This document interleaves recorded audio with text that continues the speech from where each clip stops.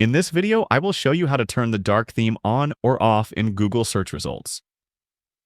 Open Google Chrome. Go to google.com.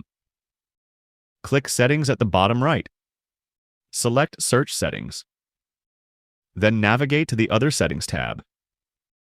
Click on the Dark Theme option. Select On. Click Confirm. Now let's see how to turn on or off the dark theme in Google search results on a phone.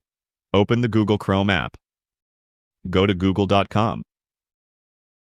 Tap on the three horizontal lines. Tap on Dark Theme or More Settings. Then navigate to the Other Settings tab. Click on the Dark Theme option. Select On. Click Confirm.